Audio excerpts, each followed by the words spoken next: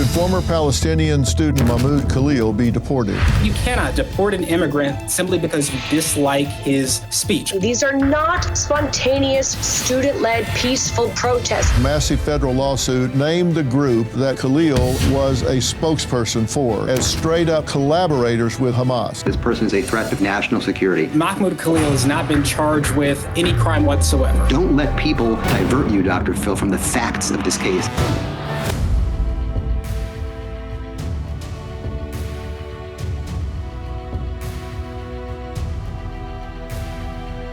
Tonight, the stakes could not be higher as we continue our debate. Free speech or a national security threat?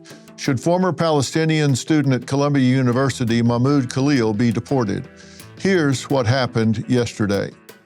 A Palestinian student and activist at Columbia University has been detained by U.S. Immigration and Customs Enforcement, ICE. Turn around. Okay, let's not. Is he a threat to national security? Or is this a gross violation of his First Amendment rights? Ileana, a Jewish student leader at Columbia who says she witnessed Khalil at protests.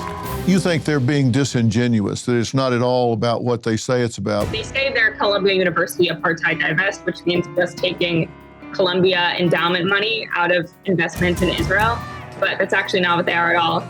They wrote a statement that said explicitly they're fighting for the eradication of Western civilization. Or one of their other spokesmen said that he wanted to kill Zionists and Jewish students. Nardine Kaswani, the outspoken leader of Within Our Lifetime, a pro-Palestinian and anti-Zionist organization, has led high-profile protests across New York calling for the end of Israel while facing accusations of inciting violence and fueling unrest with her provocative tactics. Palestinians are labeled terrorists for resisting occupation while Zionists burn villages, kill tens of thousands of children, and get U.S. funding to do so. So when I call for an end to the establishment of the State of Israel, this is an anti-colonial position rather than a call for harm. Do you believe that October 7th was resistance, or do you believe it was an attack?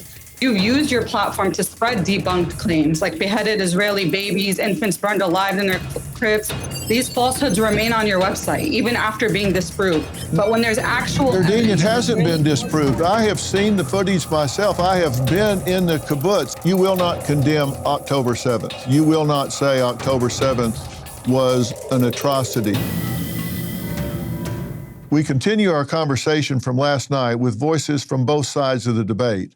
We begin with Columbia student Ileana, who wants to respond to Within Our Lifetime founder Nardine Kaswani. Ileana, thank you for what you had to say last night and for listening to my conversation with Nardine about her position or lack of positions. I'm not sure which to say. I wanted to give you an opportunity to respond what you heard. To be honest, she spent so much time peddling lies, I'm not even sure where to begin. I can just say that the way Nardine spoke about her position, I think the way she constantly answered every question with a question and whataboutism, that itself should kind of speak enough to the veracity of her case that she's making.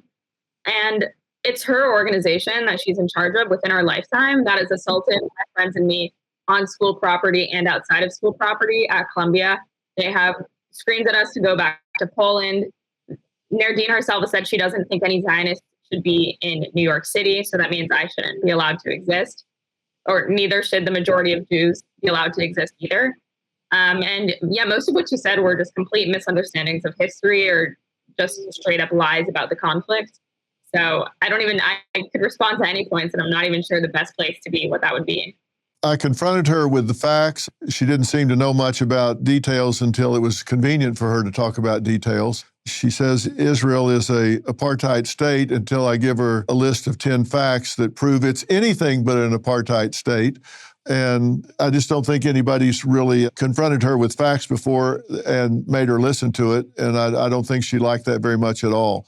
But it is what it is. You can't change the facts, and at least she's heard them once. So, I mean, she didn't get a chance to talk over what I had to say. So doesn't mean she listened, doesn't mean it changed anything, but at least it's been said.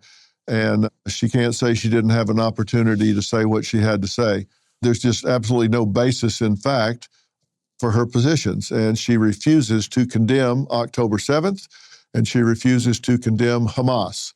And so we have that on record, and she has to live with that. I want to add Attorney Brooke Goldstein, founder of the Lawfare Project, who is an advocate for Jewish civil rights. Brooke, thank you for joining us. I'll first give you a chance to respond to what transpired last night. Well, thank you, Dr. Phil, for having me on. I'm very grateful to be here. You know, frankly, it's been very painful and quite triggering to listen to someone like Nirdine Kiswani, who is an avowed pro-Hamas terror supporter. She is a October 7th denier.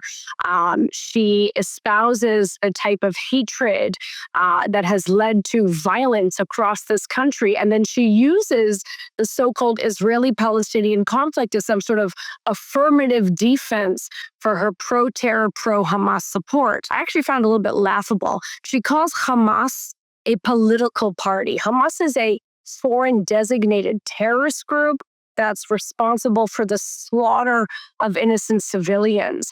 She calls for some sort of democratic state to replace Israel, while, number one, there's never been a democratic state in the entire Arab world. These are Islamist countries who impose Sharia law and who discriminate against non-Muslim civilians.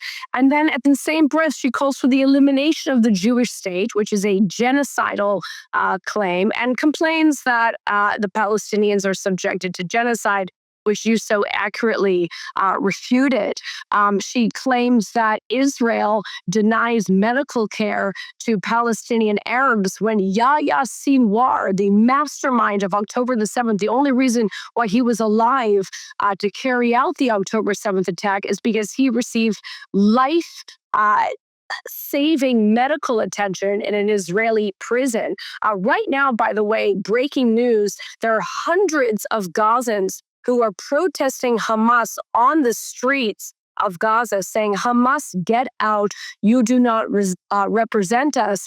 And it's unfortunate that Hamas has people who are allegedly acting as spokespeople for the same terrorist group that is using the Palestinian Muslims in Gaza as human shields and victimizing them. There are reports, for example, of Hamas gathering children, men, women, and children in hospitals and in buildings, using them as human shields. And on one occasion, it was filmed that the child was running away and Hamas shot the child dead. She's an October 7th denier, as I mentioned, but she's also been very open about her terrorism and her support of terrorism. She has said that the Arabs are allowed to engage, and I think she repeated it on your show right now, in any type of activity to resist occupation by all means necessary, means that she endorses the mass rape, the murder, the burning of women and children alive, the taking of hostages, as long as there is an Israeli-Palestinian conflict to serve as her affirmative defense. She's worn a button that prominently displays the image of Abu Obaida, who is a spokesperson for Hamas's military wing. She has led protests outside of children's hospitals in the United States to disrupt those hospitals. She was arrested at a pro-Hamas protest in New York City. She's featured in a webinar where she says we have to defeat the illegitimate Zionist settler state that has no right to exist. Abolishing Israel is the key to peace. At her rallies, many people have been beaten up. This is a pro-terror spokesperson, and she's unfortunately used the opportunity to come on your show to use all the buzzwords and all the talking points to justify her support of terrorism. The equivalent, basically, Dr. Phil, would be about a year and a half after 9/11, inviting Al-Qaeda on your show to spew all their talking points to justify flying two planes into the Twin Towers. And that's what's going on. And for some reason, you know, when it has to do with Jews, when it has to do with Israel, Palestine, we have to hear both sides. It's a debate. There is no debate here, right? There is good and there is evil. Side that is for human life, and there is a side for death and destruction. And that is what she stands for. And when she says globalize the intifada, she wants to bring, and they have succeeded in bringing, that destruction, that hate, that radical Islamism to our shores here in the United States. And I've always said that this poses an extreme national security threat. And we need to wake up. We need to stop giving these people a platform to spew their hatred. And we have to unequivocally come out on the side of being for life and for peace. And that is not what she stands for. Well, I couldn't agree with you more, but I think people getting to hear from someone like that puts a face on that evil. And I think it's a wake-up call so people don't just kind of think of it as a political position, because I think it's much more dangerous than that. We have to take a quick break. Another attorney who says student protests are being framed as a national security threat when they're really just organic. Are they? We'll talk about that next. Life is full of surprises, and emergencies often strike when we least expect them. But preparation is key, and that's where Jace Case comes in. With Jace Case, you'll have essential emergency prescription medications right at your fingertips, ready when you need them most. Whether it's an unexpected illness or a travel mishap, having the right meds on hand can turn a potential crisis into just a minor inconvenience. Don't let the unexpected catch you off guard.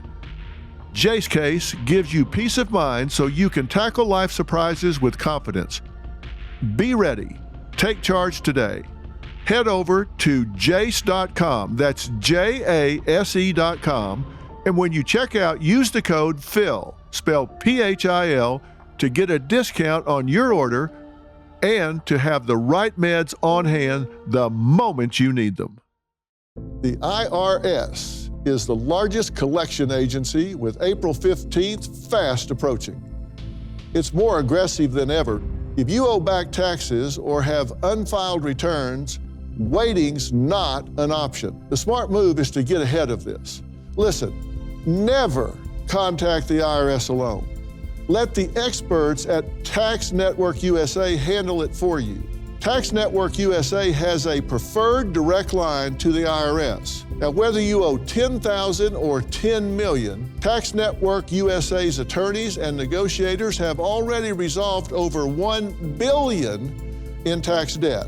Talk with one of their strategists today. It's free.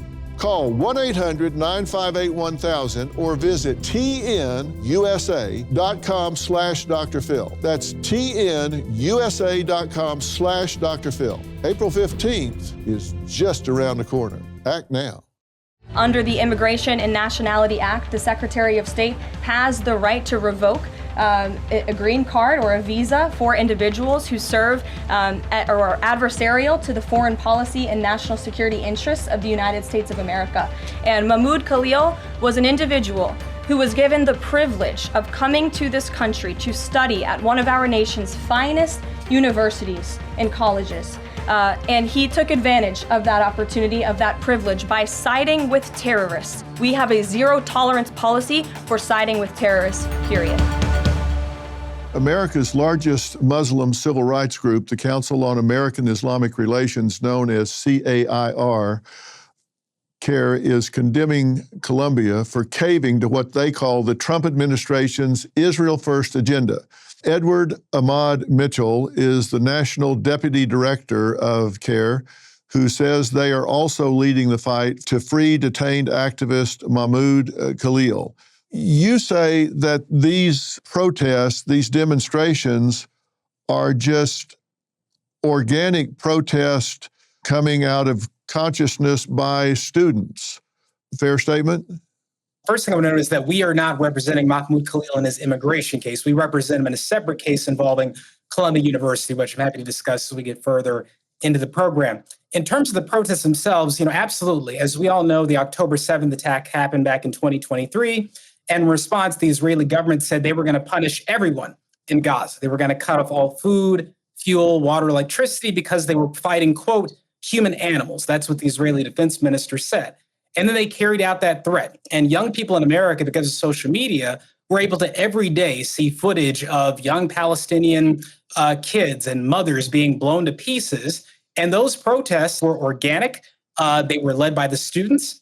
And these students decided to engage in peaceful protests and peaceful acts of civil disobedience, modeled after the protests that students did against the Vietnam War, against apartheid South Africa, against segregation. And that spread across the entire country. And Dr. Phil, these protests were very diverse. Most of them were led by a combination of Jewish, Palestinian, and Black students and others. At Columbia, for example, they had Passover events every Friday night at the Columbia encampment. So these were diverse protests, and the demand was very simple. Stop the genocide in Gaza, stop the war crimes against Palestinians, and disentangle any university financing from the Israeli government.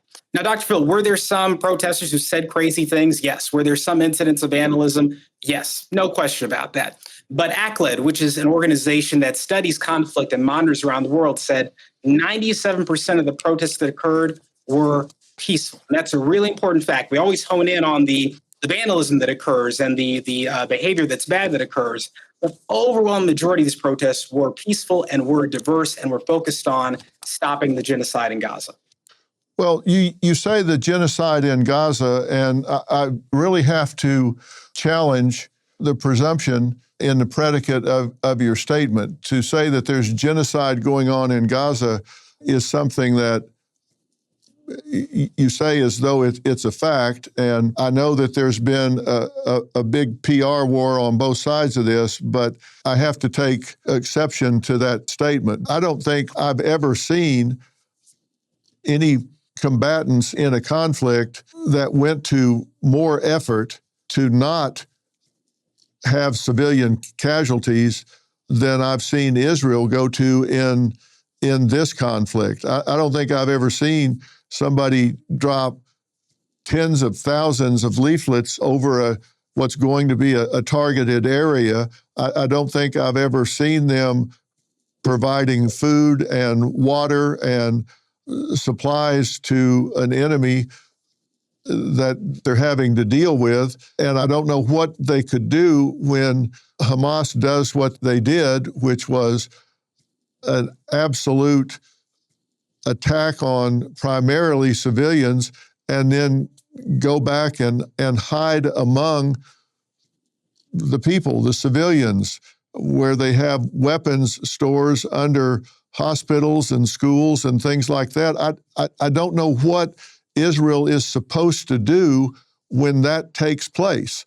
And when we look at the demonstrations about that, I think some of them have been peaceful. I think some of them have been organized by outside agitators. We've studied and followed the money, and I think a lot of them have been brought about by outside influences. So I suppose it's somewhere in between.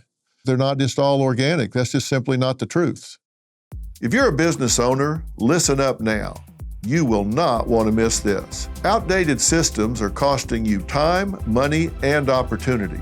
Thousands of companies have modernized with FYSI's AI integration and solutions. FYSI implements smart, automation, and predictive insights that sharpen your competitive edge. This is what separates billion-dollar companies from small businesses, and FYSI can help you make that leap. Don't wait. Get your free $5,000 risk assessment now with promo code Dr. Phil. That is promo code DRPHIL at fysi.com/Dr. Phil or call 800-877-4000 today. That's code Dr. Phil. Visit fysi.com/Dr. Phil or call 800-877-4000 for your free $5,000 risk assessment. Let's cut to the chase. Your savings could be in serious trouble. When Elon Musk is out here warning us to brace for temporary hardship, you might want to listen. I trust Preserve Gold to safeguard my accounts, and I urge you to do the same.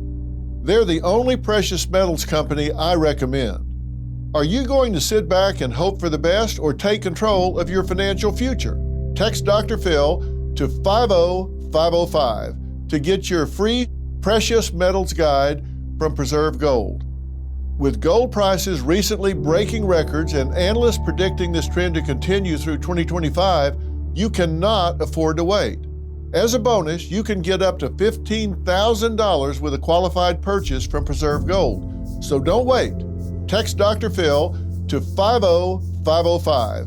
That's DRPHIL to 50505 today. We've studied and followed the money, and I think a lot of them have been brought about by outside influences. So I suppose it's somewhere in between. They're not just all organic. That's just simply not the truth. So, Dr. Phil, look, I'm a lawyer. I'm a former criminal prosecutor. I deal in facts, not suppositions. So just a few facts to address. Number one, the protests were organic. There's absolutely no evidence whatsoever that these protests were funded by nefarious actors or foreign organizations that some have alleged. And if any of them were funded, then people should put up or shut up. Show the evidence. Where'd the money come from? Who gave the money? No one has done that. It's just supposition. And this happens, Dr. Phil, every time there's a protest movement, right? Whenever kids protested Vietnam, they were called pro-communist, anti-American. When Black people violated the law by protesting segregation, you're being influenced by communists. You hate America. You want to destroy the American way of life. And same thing when protests against South African apartheid occurred. Dr. Phil, what we've got to do is address the substance of the issues, right? Address what the protesters are actually saying, not assume the worst about their intentions or assume they must be nefarious actors. Again, we have to deal in facts. Second thing I'll say briefly, Dr. Phil, in terms of genocide is a huge word. It's a huge allegation. I don't make it lightly. I'll give you just a few facts to support my contention that a genocide is occurring in Gaza.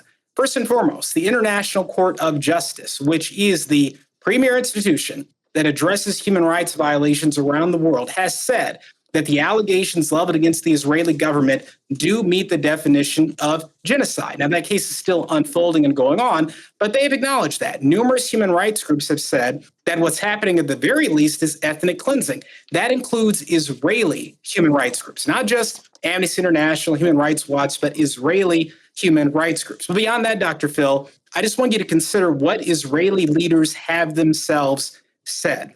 After October 7th, the Israeli defense minister said on TV, we are cutting off all food, all fuel, all water, all electricity to everyone in Gaza because we are fighting, and he said, quote, human animals. That was a description of the Palestinian people. And he went on to do that. They blockaded everything. Nothing got into the Palestinian people. And on top of that, the Israeli Prime Minister, Mr. Netanyahu, told Israeli soldiers, as you're going into Gaza, think about what Amalek did to you. Now, Dr. Phil, you're a Christian, I'm a Muslim, but we're both familiar with the Bible. There's a story in the Bible about the kingdom of Amalek attacking the Israelis, the children of Israel, and God then telling the Israelis, supposedly, to go into Amalek and kill every man, woman, child, infant, and ox in response. And the Prime Minister of Israel quoted this story to Israeli soldiers. And then those soldiers went and carried out what he said, Dr. Phil. You can look at the footage. The Israeli government has not been shooting at Hamas fighters and accidentally killing civilians. They have blown up empty mosques. They have blown up hospitals. They've blown up refugee camps with nothing but civilians there. I'm going to respond to what you call facts. Ileana, go ahead. Well, I was also going to respond to the so-called facts, but I'll talk about the Jewish tokenization first. He just mentioned about the Jewish presence in these protests. That is Jewish in name only, right? He said that they had Passover events every Friday night. Passover is a 8-day holiday that is actually about Jews escaping their oppression to return to the land of Israel. If anything, it's a national liberation story for the Jewish people, which is something I would think that most liberal Americans would be able to get behind. And essentially, the Jews were used to tokenize the encampment and say that it wasn't actually anti-Semitic. But the reality is that these people were chanting, we don't want two states, we want all of it, right? If we want to talk about facts, the facts are that there were Jews who were chanting globalize the Intifada, and there were Jews, and a small percentage of them, but they were chanting death to the Zionist state, which is in no way peaceful protest. And these are things that the entire protest were chanting together. If you look at what Jewish students at Columbia have actually written, last May, we wrote an open letter called In Our Name, which over 800 active Jewish students signed, which talked about our Zionist commitments. And just because we're not all speaking up loudly and publicly condemning the encampment and the violent protests happening on campus, that's just because we want to go to class. It's not because we're not here. The reality is most Jews on campus absolutely detest the protests and what the protests have been saying, and we just want to go to class. Thank you for that. I'm glad to hear you speak up about that because you're there.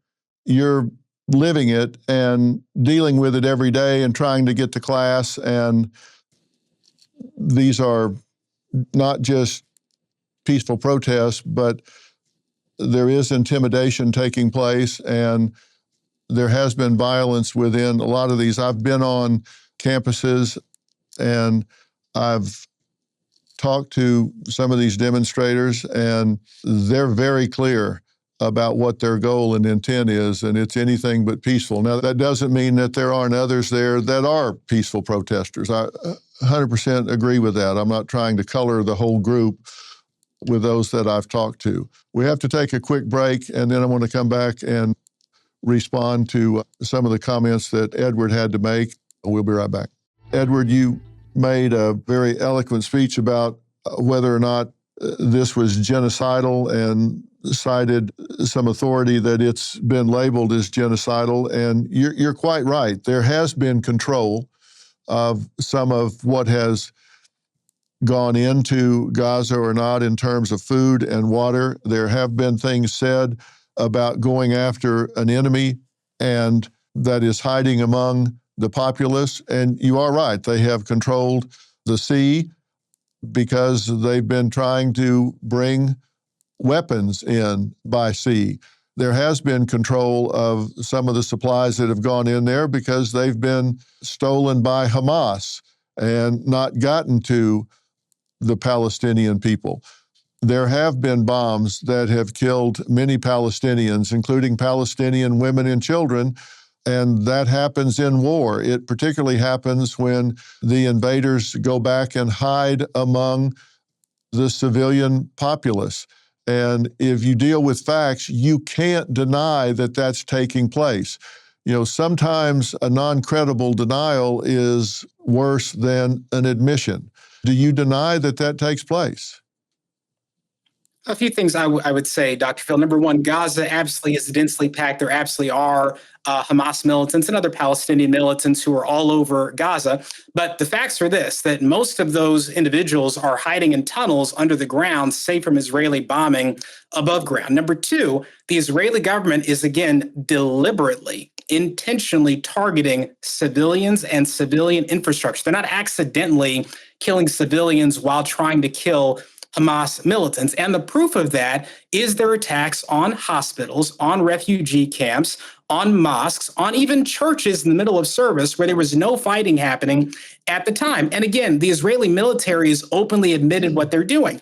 Early on in the conflict, Dr. Phil, an Israeli military spokesman said, we're no longer going to fire warning shots at apartment buildings before we blow them up. As you may know, in years past, the Israelis would fire sometimes a warning shot at the roof of a building to give civilians and others time to get out of the building. They said, we're not going to do that anymore. They didn't give us warning on October 7th. We're not going to give them any warning before we blow up their building. So the Israeli government has openly admitted they are deliberately killing civilians by cutting off all food and water, including the stuff that was going through inspection. So not like there was any risk there were weapons in these food deliveries. They were just deliberately cutting off food to squeeze the population. And by the way, they were blockading and limiting food well before October 7th. Palestinian kids would die of disease and starvation well before October 7th because of the blockade. So, Dr. Phil, what you're saying isn't completely false. There is some truth in what you're saying, but I tell you, there's also truth in what I'm saying. And if we can just have a bit of an open mind here, I think you're going to have to acknowledge the Israeli government, yes, was attacked. Israel was attacked on October 7th. There were attacks on civilians.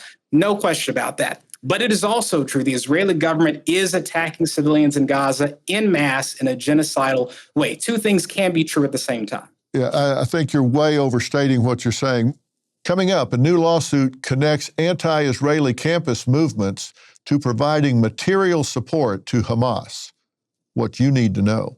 Mark Goldfeder is the director of the National Jewish Advocacy Center. He just filed a massive federal lawsuit that named the group that Khalil was a spokesperson for. Columbia University Apartheid Divest, along with other organizations, as straight-up collaborators with Hamas. Not protesters, not activists, but operatives. And Mark joins us now. Tell me about this lawsuit and what made you decide now was the time to do this, and what is the objective? I'm more than happy to do that, but just as a fellow attorney and someone who wants to talk about facts, I'm going to have to respond to a few of those false allegations that were made. I'm going to give you the actual facts, and I'm also going to give you the citations. First of all, in his statement about Amalek, it was a wonderful speech, but Netanyahu actually said, and I quote, "I'm referring to Hamas, not the Palestinian people." You know, your previous guest said that the ICJ had said it was a plausible genocide. On the show Hard Talk, the former president of the ICJ, Joan Donahue, said she needed to address this lie publicly. And so this is a direct quote from the show. You can watch it yourself. She said, ICJ did not decide, and this is something where I'm correcting what's often said in the media, it did not decide that the claim of genocide was plausible. Now, per the ICJ's own jurisprudence, for genocidal intent, for a pattern of conduct to be accepted as evidence of genocide, it would have to be such that it could be the only possible inference. Two cases that decided that: Bosnia versus Serbia in 2007, Croatia versus Serbia in 2015.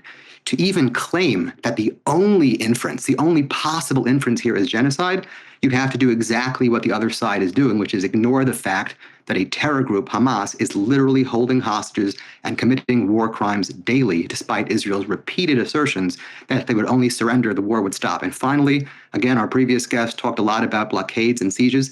Blockades are a lawful military tactic in the course of war. They are regulated by international humanitarian law, not prohibited by it. Just read Article 23 of the Fourth Geneva Convention. It's very explicit that a high contracting party, such as Israel, shall allow the free passage of humanitarian supplies, but that is if and only if there are no serious reasons to believe these supplies are being diverted from their destination or used for military purposes, and that's exactly what is happening here. Now, as it relates to our lawsuit, and as that relates to Mr.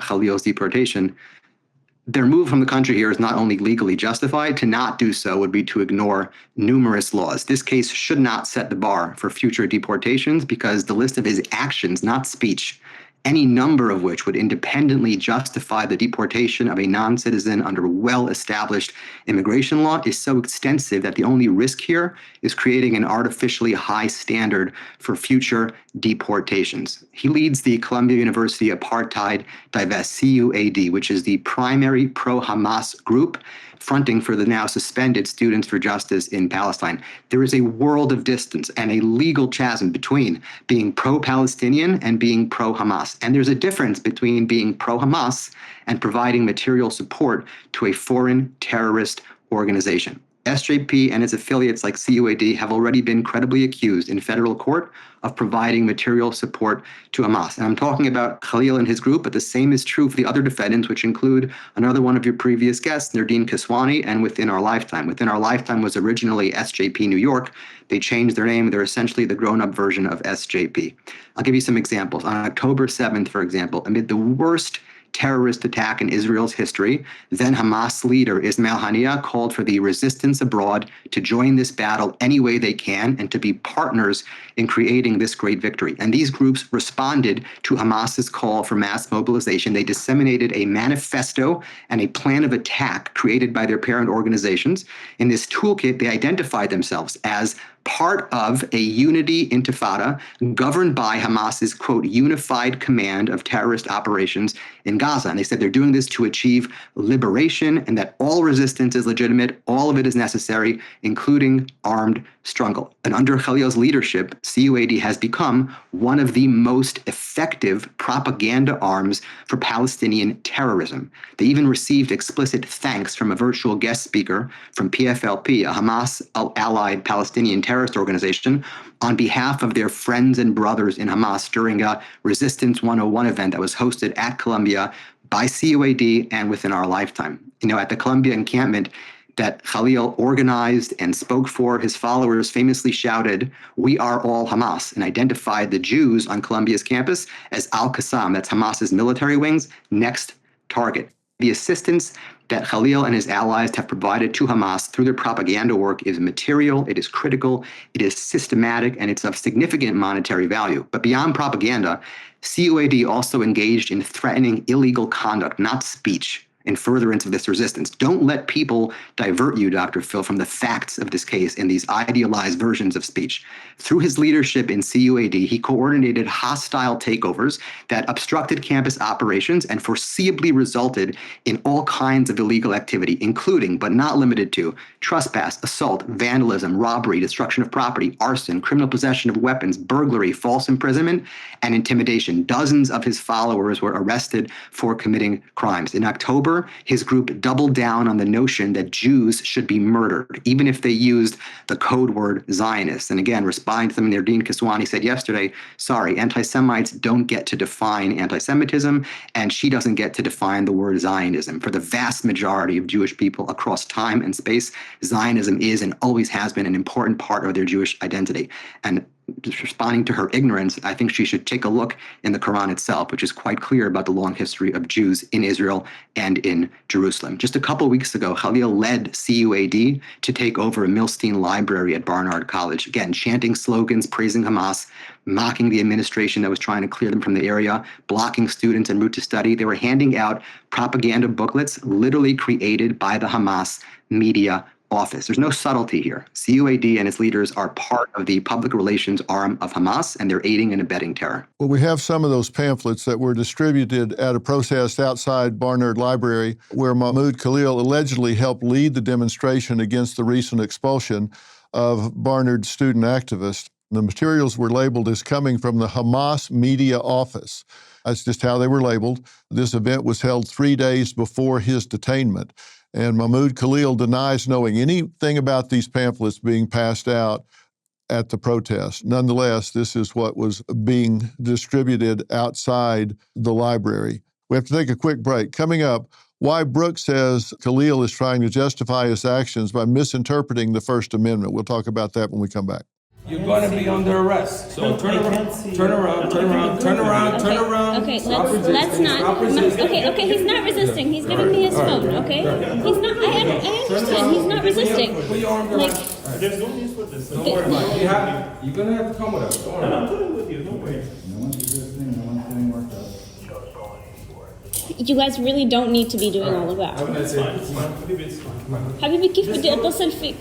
Take Amy. Call Amy. Okay. Hi, Amy. Yeah, they just like handcuffed him and took him. I don't know what to do.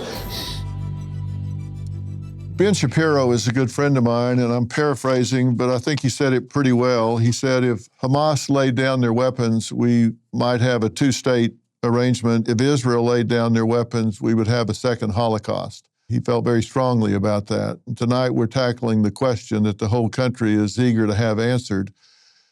And that's where the line will be drawn about what's going to happen on our college campuses. How much is free speech? How much is people protesting based on their conscience? And how much is material support of terrorist groups that wish the United States harm? Brooke, what did you want to say? This is not about Israel-Palestine, okay? The Muslims have been attacking Jews way before the establishment of the State of Israel. When the State of Israel was established, after the State of Israel was established. This is about the spread of radical Islam and Islamist ideology, particularly within our borders. The person that you had on before represents CARE, the Council on American Islamic Relations, which is a Muslim Brotherhood front organization operating in our country. They are pro-Islamist terror sympathizers in suits. Zahra Ballou, who is the executive director of CARE San Francisco, has gone on record saying, pay attention to Zionist synagogues, Zionists, aka Jews are your enemies. Mikhwad Awad, the executive director of CARE National, right after the October the 7th Hamas attack, said, the people of Gaza decided to break the siege, and he was happy to see them do so. Days after President Trump was shot in Butler, The same person came out and said, "Are you sure this is not an Israeli plot to ignite another war?" The executive director and CEO of CARE in Los Angeles said Israel should be attacked. He supports picking up arms. This is about the spread of radical Islam. And no matter how wonderful their talking points, all of their lies spewed are meant to divert you away from that. And you're supposed to disbelieve what your eyes see. These are not spontaneous, student-led, peaceful protests. You just have to see the footage to see the crimes, the mass trespass, the assaults, the civil rights violations, the chance of death to the Jews and death to America. That is what's happening within our country right now. This is not a debate about Israel-Palestine. Number one, Mahmoud Khalil has not been charged with any crime whatsoever. And he has not been accused of handing out Hamas propaganda. He's not been accused of even expressing support for Hamas. If he provided material support for Hamas, that would be a crime. You wouldn't have to deport him. You could charge him with the crime, put him in jail, and send him away for the rest of his life. And so if they've got the goods on him, prosecute him. But they're not doing that because there's no evidence that he has done that. He has not done that. Point number two. You had a guest earlier who said that the Jewish kids who've been protesting the genocide in Gaza are Jewish in name only. That's incredibly insulting. It's anti-Semitic to deny someone's Jewish identity because you disagree with their view of what's happening in Palestine and Israel. It's just ridiculous. And I just want to condemn that in the strongest terms and express my solidarity with Jewish people all around the world who have the right to determine their own identity. And the last thing I would say is this about Islam. I'm a Muslim, Dr. Phil, so I got to correct the record here. Your last guest said that Muslims have been attacking Jews for millennia. The Quran teaches that Muslims have to respect and protect Christians and Jews. We all believe in the same God, the God of Abraham. And as you may know, Jerusalem was under the control of the Byzantines when the Muslims surrounded Jerusalem. And when the Muslims took over Jerusalem, there were no Jews in the city because the Byzantines had banned Jews. It was the Muslims who insisted Jews must be allowed to come back to Jerusalem and worship. And for centuries, Muslims protected the right of Jewish people to live alongside Christians and Muslims in the Holy Land and across the Muslim world. Some of the greatest Jewish scholars flourished in the Muslim world while Jews were facing persecution in Europe. So I just wanted to note that it's completely incorrect, and anyone can read the Quran to see what it actually says about protecting the rights of religious minorities, especially Jews and Christians. And I want to thank you, Dr. Phil, for listening to opposing viewpoints. I know we don't agree, but I think it's big of you to at least listen and let people speak and share their opinions. So thank you for that. Well, I want people to have an opportunity to make up their own minds about this.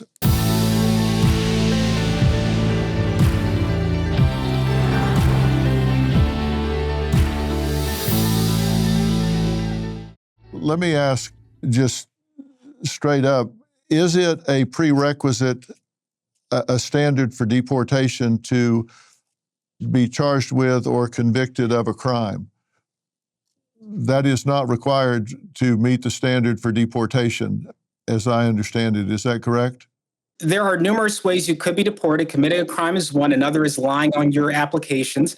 But one thing you cannot do is deport an immigrant simply because you dislike his speech. I don't care whether it's pro-Israel speech, pro-Palestine speech.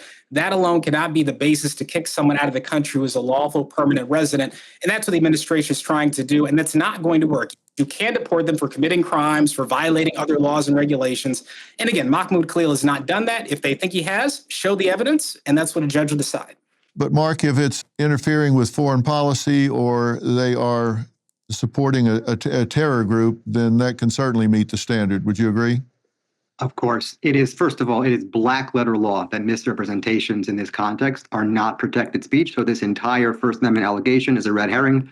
The government already filed a bunch of things that he lied about. Second, the INA that we talked about applies to green card holders as well. And the Secretary of State has made a clear determination that this person is a threat to foreign policy and national security. And finally, as we allege in our lawsuit, he did provide material support for terror. The DOJ has announced that they are looking into terror charges against affiliated groups. And so I think, if anything, it is a kindness that he has not been charged yet and is only being deported. Okay. Guys, we are out of time. I really appreciate the civil discourse tonight. Everyone has listened to everyone, which gives my audience, and I promise you this will be in the millions of people that watch this conversation, a chance to do critical thinking and see what's going on here. So thank all of you for intelligent discussion about this, even though you certainly disagree, and I disagree with different points. Special thanks to Brooke, Ileana, Mark, and Edward. I hope we can have this conversation again in the future. All of you at home, thank you. We'll see you next time.